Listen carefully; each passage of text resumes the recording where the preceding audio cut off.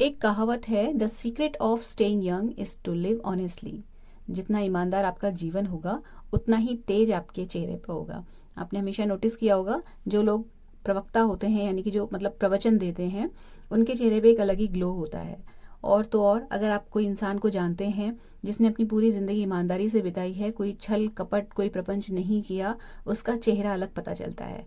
इसके just opposite जो लोग बहुत ज़्यादा विकेड होते हैं, बहुत शातिर दिमाग होते हैं, छोटी छोटी चीज़ों में और रिश्तों में भी मतलब निकालते हैं, उनके चेहरे और उनकी आंखों में चीज़ें दिखाई देती हैं।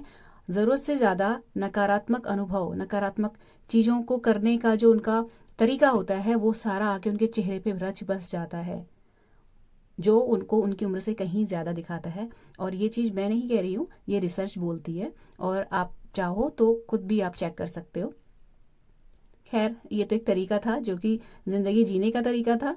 मैं अपने पर अप्लाई करने की पूरी कोशिश करती हूँ, और क्योंकि आप लोग मुझसे जुड़े हुए हैं तो जो मैं सोचती हूँ वो मैं आपके साथ हमेशा शेयर करती हूँ। फिलहाल ये वाला जो फेस पैक है, जो टॉपिकल एप्लीकेशंस होते हैं स्किन के लिए, उसके लिए मेरे पास एक मतलब एक क्या बहुत सारे लोग पूछ रहे थे कि आप फेस पैक बोलती हैं, कैसे बनाती हैं, उसको बताइए। तो वो मैं पहले बना चुकी हूँ कई बार वीडियोज़ में, लेकिन फिर मुझे वो वीडियो ढूंढने से ज़्यादा अच्छा ये लगा कि मैं शेयर कर दूँ। यहाँ पे मैंने 1 चम्मच बेसन लिया है, थोड़ी सी ली है हल्दी, आप मान सकते हो कि 2 या 3 चुटकी। उसके बाद उसमें डाला है 1/3 चम्मच शहद, ठीक है।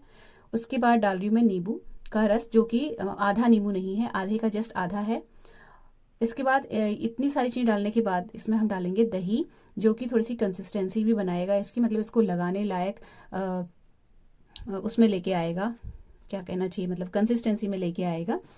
और इसके अलावा दही स्किन के लिए है अच्छा, ये आप सभी जानते हो। इसमें से जो नींबू है और दही है, ये स्किन की क्वालिटी अच्छे करते हैं। नींबू का तो काम देखिए है बेसिकली टैन हटाना और आपकी रंगत को थोड़ा सा लाइटर करना। अगर आप घर में भी हैं या बाहर हैं, आप बहुत ज़्यादा स्किन की ध्यान नहीं रखते ना, तो एक लेयर सी लग जाती है स्किन के ऊपर जो कि स्किन को बहुत डल दिखाती है, उसको ये हटाता है। आजकल बहुत ज़्यादा ऐड आ रहे हैं कि नींबू मत लगाइए, नींबू मत लगाइए, ये सब अपना प्रोडक्ट बेचने के धंधे हैं। नींबू अगर हाँ, अगर आपकी स्किन एलर्जिक है तो मत लगाइए, नहीं तो नींबू की जगह आप टमाटर का रस भी लगा सकते हो, कोई प्रॉब्लम नहीं है।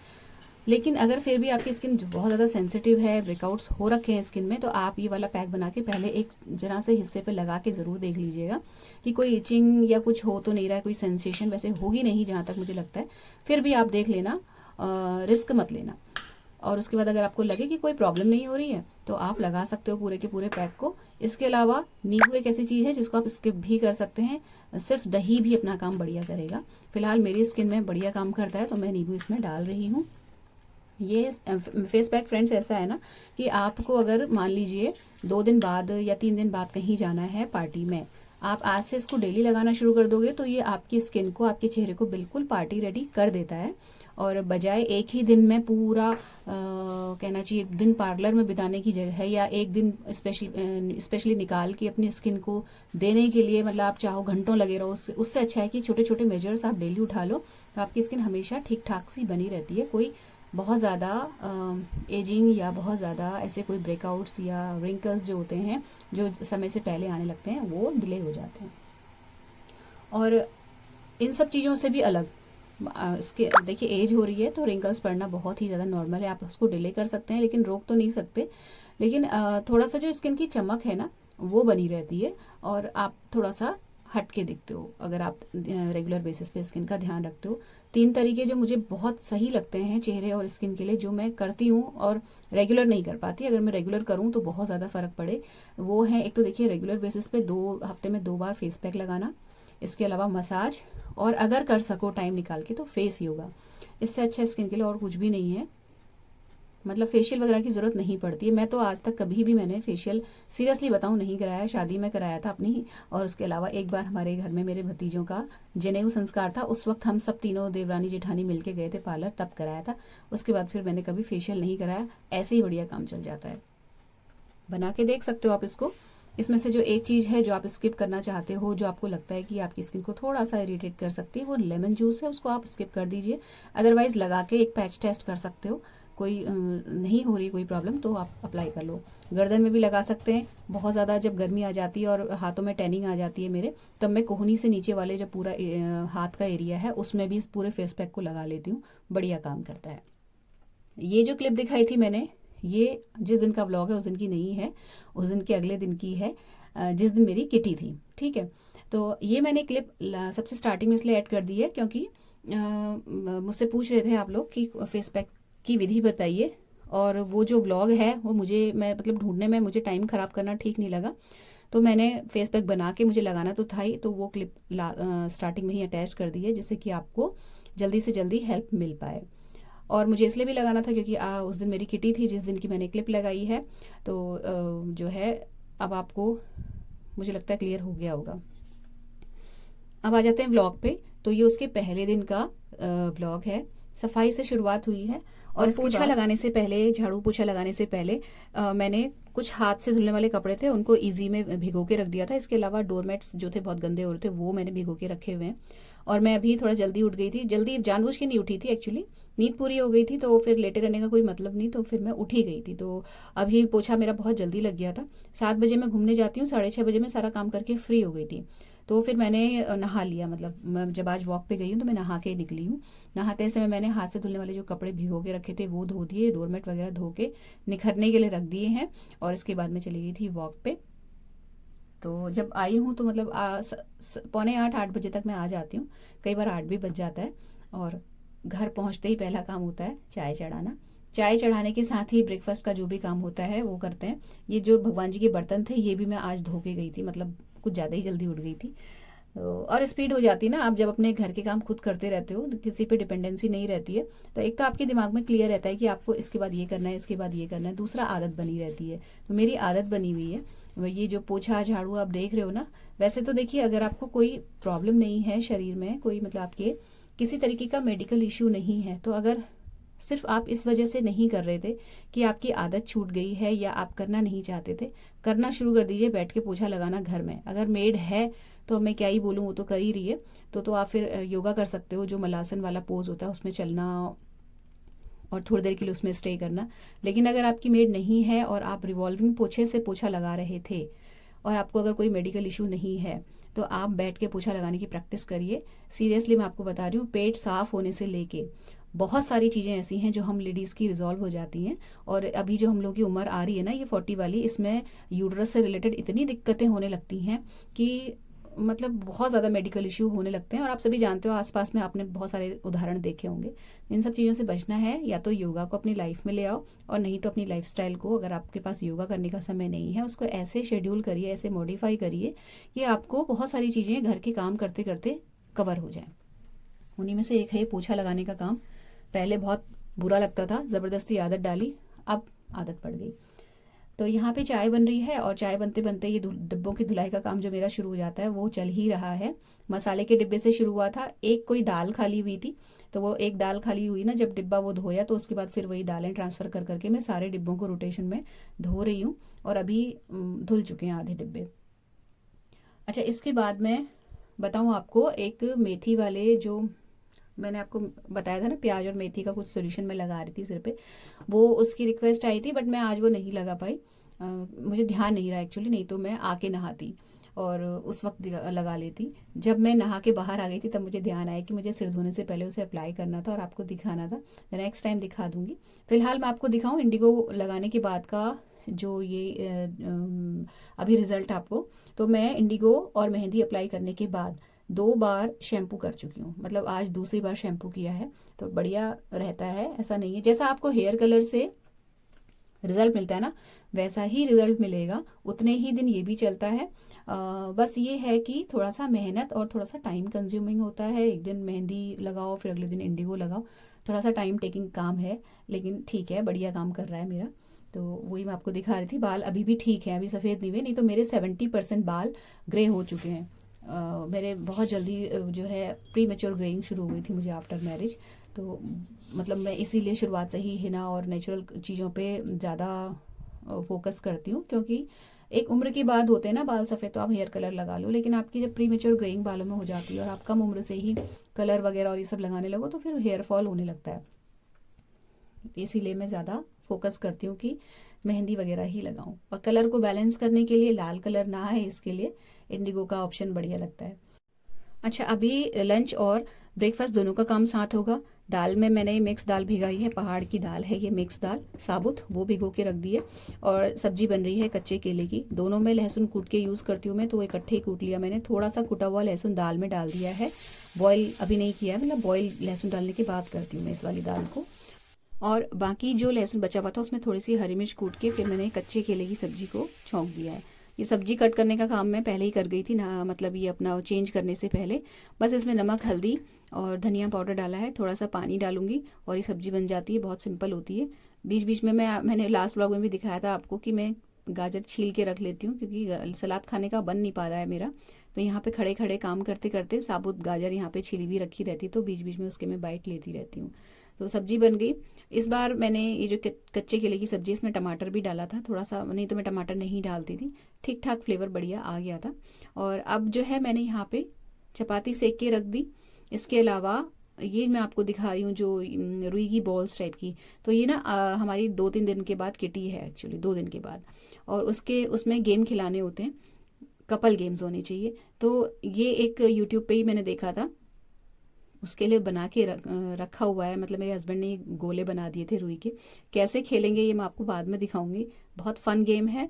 और मतलब थोड़ा सा मुझे लग रहा था कि ये गेम शायद इतना बढ़िया ना चले, तो एक आध ऑप्शन और है मेरे दिमाग में, मैं उनको भी रेडी करके रखूंगी। और ये पहली बार हो रहा है फ्रेंड्स की किटी जो है इस तरीके की, क्योंकि ये होली स्पेशल होने वाली है और मेरा टर्न आ गया है किटी में। तो थोड़ा सा इसमें होली वाला एलिमेंट रखना है। इसके लिए फन के वे में आप कह लो, या मतलब थोड़ा सा कलरफुल थीम हर चीज़ में रखनी है।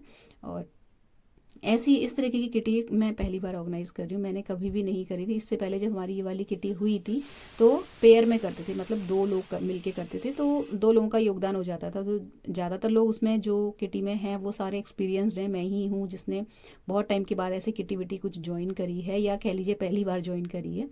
तो वो उनसे मुझे हेल्प मिल जाती थी। बट ये वाला जो टाइम है ना, मैं पहली बार कर रही हूँ, और वो भी जब मेरी किटी खुली है तो ये होली स्पेशल वाली खुली है। तो थोड़ा सा मुझे टेंशन है, लेकिन एक्साइटमेंट भी बराबर है। कोशिश ये कर रही हूँ कि अपना बेस्ट दूँ। अच्छा, इसके बाद नाश्ता वाश्ता जल्दी मैंने निपटा लिया। उसके बाद फिर मैं चली गई थी ऊपर भाभी लोगों के पास। आज चिप्स और पापड़ पड़े हैं। चिप्स तो लास्ट डे डल गए, आलू के पापड़ हम लोग मिलके ही डालते हैं, अलग अलग नहीं करते। और मतलब ये इस तरीके के जितने भी फेस्टिवल्स हैं ना, जिसमें कुछ ऐसा जैसे गुजिया बनेगी तो भी हम अलग अलग नहीं बनाते हैं, साथ में मिल बैठ के बना लेते हैं। तो हेल्प भी हो जाती है और अलग अलग बनाने का झाड़ भी नहीं रहता। तो मैं ही चली जाती हूँ ऊपर, जितनी हेल्प मुझसे कर हो पाती है मैं उतनी कर देती हूँ। और उसके बाद फिर हम लोग आपस में डिस्ट्रीब्यूट कर लेते हैं, इस तरीके से होता है। तो वो आज बनाना था, तो इसलिए मैं शॉप पे नहीं गई, लेकिन फिर मुझे जाना था थोड़ा सा मार्केट और ये किटी वाला सामान लेके आना था। जो रुई की बॉल्स बनाई थी ना, मुझे कम लग रही थी, इसलिए मैं एक रुई का बंडल लेके आई हूँ।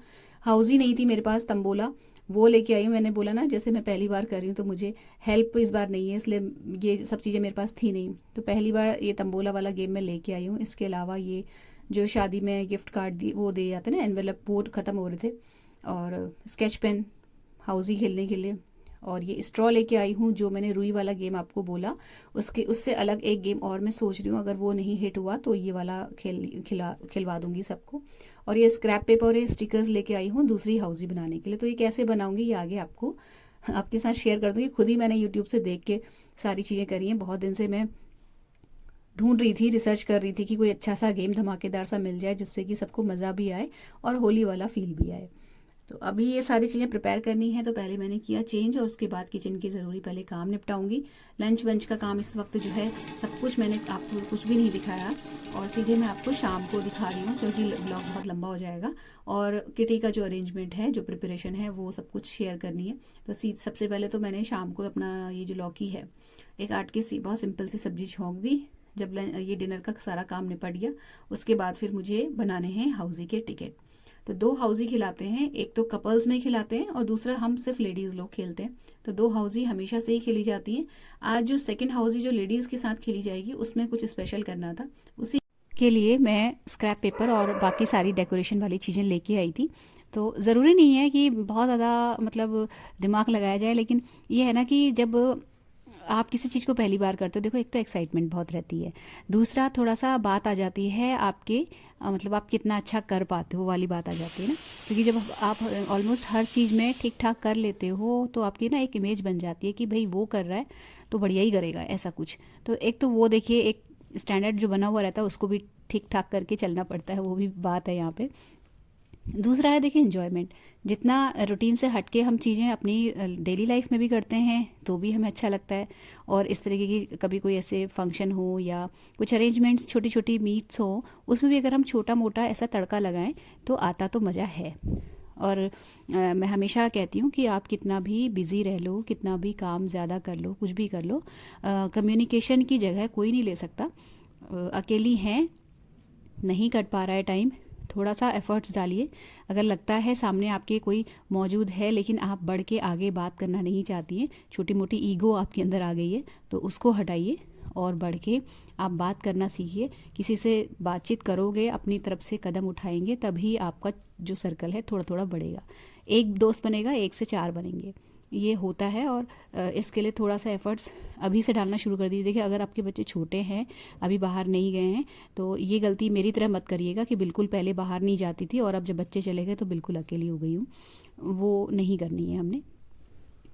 तो ये बनाए हैं जी टिकट हाउजी के लिए। तो इसमें क्या है कि एक तो मैंने पहले बना लिया था, जब मैं बना चुकी थी तो वो थोड़ा सा गलत हो गया था, तो फिर मैंने उसको एज अ सैम्पल रख लिया सामने। अब मैं इसको देख देख के बाकी सारे के सारे जो हाउजी के टिकट्स हैं वो रेडी करूँगी। तो जो नॉर्मल हाउजी या तंबोला के जो टिकट्स होते हैं उनसे नहीं खिलाई जाएगी ये वाली, इस तरीके की मैं बना रही हूँ थोड़ा सा हट के।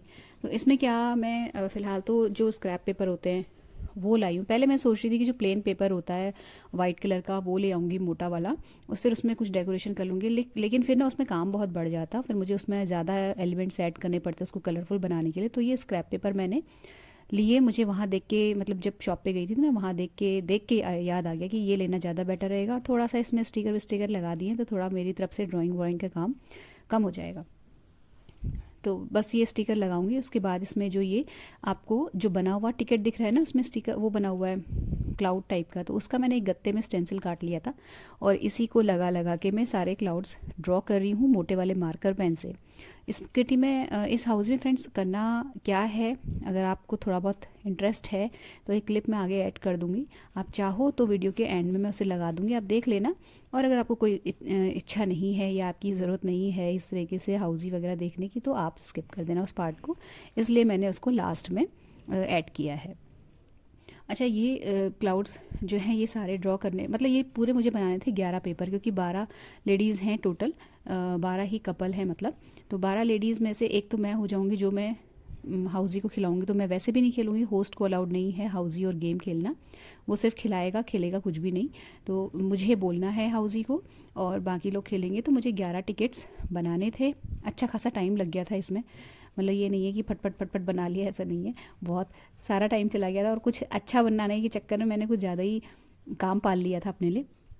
अब शुरुआत कर दिया था तो अंत करना भी बहुत ज़रूरी था इसका। तो फ़िलहाल तो इसी तरीके से क्लाउड बनाने में ही मेरे को काफ़ी टाइम लग गया था 11 पेपर्स में। और उसके बाद इसमें सॉन्ग्स जो थे बॉलीवुड के, होली वाले जो सॉन्ग्स थे, उनसे ये हाउजी खेली जाती है। तो ये मैंने यूट्यूब में ही देखे थे, बहुत सारे वीडियोस देखे। फाइनली मुझे ये थोड़ा ज़्यादा समझ में भी आया, थोड़ा इजी भी लगा। क्योंकि देखिए जब आप बहुत सारे ग्रुप को डील करते हो तो आपका कॉन्फिडेंस कहीं ना कहीं थोड़ा सा डगमगाता ज़रूर है, चाहे वो आपके जानने वाले ही क्यों ना हो। बोलते समय भी और खिलाते समय भी आपको ध्यान रखना पड़ता है कि फुली इंजॉय भी करें लोग और चीज़ें गड़बड़ भी ना हो, क्योंकि हाउजी में अक्सर कई बार गलतियां हो जाती हैं। तो ये टिकट्स सारे के सारे जब बन गए, स्टिकर लगा दिया और स्टेंसिल से मैंने इसमें इस तरीके से क्लाउड्स सारे ड्रॉ कर दिए। उसके बाद जो फिर हाउजी प्रॉपर जो तंबोला के अंदर इस तरीके के टिकट्स की बुकलेट आती है ना, अगर आप लोग खेलते होगे तो आपने देखा होगा, उसमें से ही जो है नंबर मैं कॉपी करके इसमें लिख रही हूँ। अपने मन से लिखूँगी तो रिपीट होने का डर रहता है, इसलिए मैंने एक एक टिकट में ऐसे कॉपी करा और इसमें जो नंबर्स थे वो उतार लिया। उससे पहले थोड़ा सा इस तरीके से ड्राइंग करके इसको सही कर रही हूँ मैं कि लगे कि हाँ होली का है। और सारे नंबर्स लिखे और उसके बाद सारे क्लाउड्स के नीचे सॉन्ग्स लिखने हैं। ये तो रहा दूसरा हाउजी। पहला हाउजी जो रहेगा वो नॉर्मल तंबोला से खेला जाएगा, जैसा कि होता है हाउजी जो सामने आपको दिख रही है डिब्बा, उससे नॉर्मल टिकट्स में, मतलब वो जेंट्स के साथ और लेडीज़ दोनों खेलेंगे। इसके बाद होता है कपल गेम। तो कपल गेम भी जो है वो मैं 2 रेडी कर ले रही हूँ, क्योंकि एक जो कॉटन वाला है उसमें मुझे थोड़ा सा डाउट है कि शायद उसमें लोगों को उतना मज़ा ना आए। तो दूसरा जो है वो मुझे ज़्यादा सही लगा था। वो कुछ ऐसा था कि स्ट्रॉ वाला गेम था, तो वो भी मैं आपको बाद में दिखा दूँगी कैसे है, क्या है, कैसे खेलना है। जैसे कि अगर आप फ्यूचर में कुछ सोच रहे हैं या अभी आपका हाल फिलहाल में होली का कुछ फंक्शन या प्रोग्राम है, तो आप अपनी तरफ से सजेशन रख सकते हो। अच्छा गेम है, फ़नी है, बहुत बढ़िया।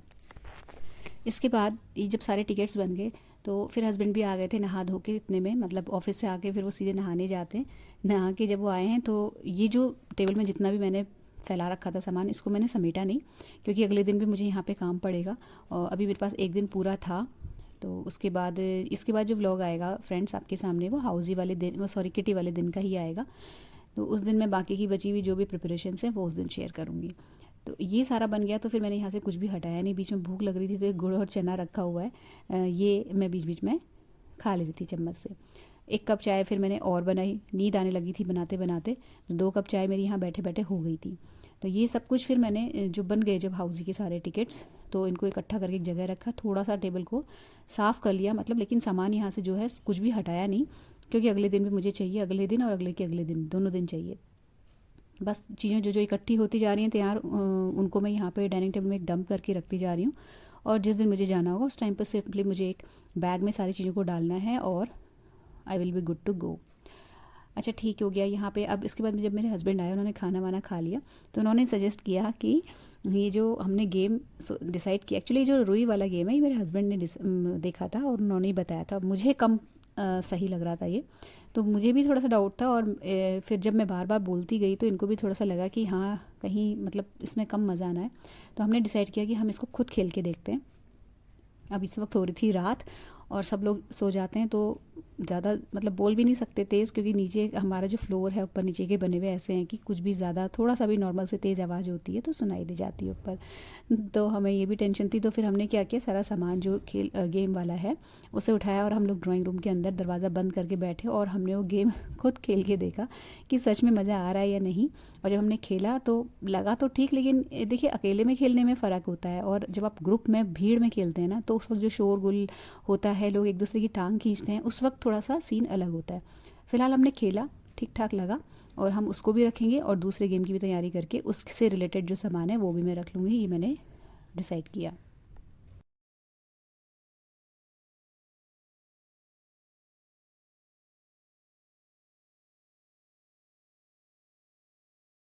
कम सी हो रही है रोशनी? बहुत है, लग रही है। तुम इधर आओ। अच्छा मैं यहाँ बैठती हूँ ना उधर। अरे तो इधर से ऐसे तुम आना ही है। कितनी देर है? चलो स्टार्ट है। अरे तो ऐसे थोड़ी स्टार्ट, उसमें टाइम लगाओ थोड़ा, तब हमें 1 मिनट लगेगा। तुम्हारा फोन है? मेरा फोन था रे। चार्ज पे लगा है? अरे अच्छा, रुके रहो रुके रहो। नहीं रुक जाओ तो वो भी लग जाएगा। अरे इसमें करना क्या है कि जो रुई की बॉल्स हमने बना के रखी है उनको फैला देना है टेबल में। कपल बैठेगा, आँखों में पट्टी बांधेगा। अभी तो हमारी आँखों में पट्टी नहीं है, लेकिन हमने मतलब आँखें बंद करी हुई हैं और ये जो कॉटन की बॉल्स फैली हुई हैं इनको स्पैचुला से उठा के बास्केट में डालना है आँखें बंद करके। जिस कपल की जितनी ज़्यादा बॉल्स जाएंगी उनको काउंट करके उस हिसाब से जो प्राइस डिस्ट्रीब्यूशन है वो किया जाएगा और 1 मिनट या आधा मिनट का इसमें टाइम रखा जाएगा।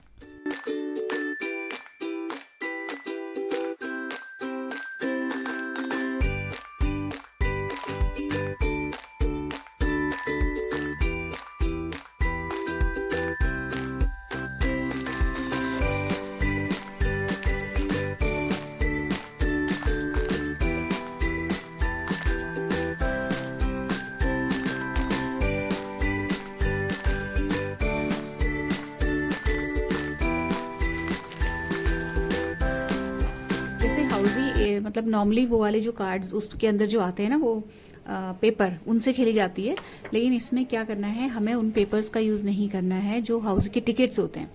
इस तरीके से मैंने बना रखा है और इसमें ये नंबर्स हैं, ठीक है, ये नंबर्स हैं इसमें। और इसमें मेनली करना ये है कि जैसे कॉलिंग होती है नंबर्स की हाउजी के, सेम वैसी ही कॉलिंग होगी। जिसका जो जो नंबर आएगा वो उसे कट करता जाएगा। जैसे डिविडेंड्स हाउजी में बनते हैं सेम वैसे ही मैंने इसमें बना के रखे हुए हैं ऑलरेडी। और 2 हाउजी खिलानी है मुझे, जिसमें से जो ये वाली हाउजी है वो 500 रुपीज़ की है, तो 500 रुपीज़ टोटल 6 डिविडेंड्स में बटेंगे। तो इसमें करना ये है कि नंबर की कॉलिंग होगी।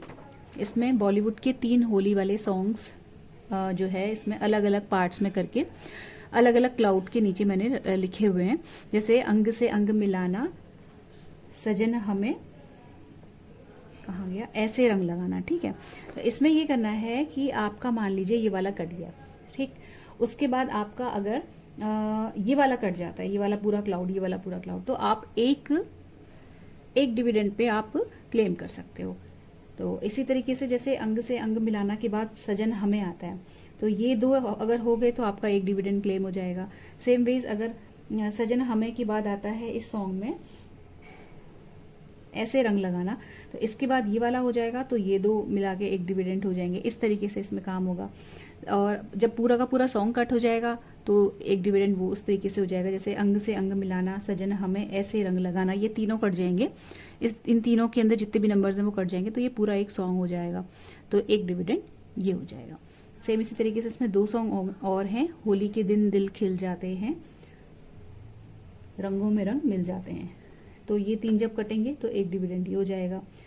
होलिया में उड़े रे गुलाल कईयोरे मंगेतर से, एक सॉन्ग ये है, तो ऐसे होगा। सेम वेज इसमें जैसे 4 कॉर्नर्स होते हैं नॉर्मल हाउसी के टिकट में, इसमें भी 4 कॉर्नर्स होंगे, एक 8 है, 51 है, 44 है, 85 है, अर्ली 7, अर्ली 5, एक डिविडेंड इस तरीके से रखा हुआ है। तो कुल मिला के थोड़ा सा होली वाला एलिमेंट डालने के लिए इसमें थोड़े से कलर्स का यूज़ किया है, थोड़ा सा चेंज, थोड़ा सा डिफरेंट।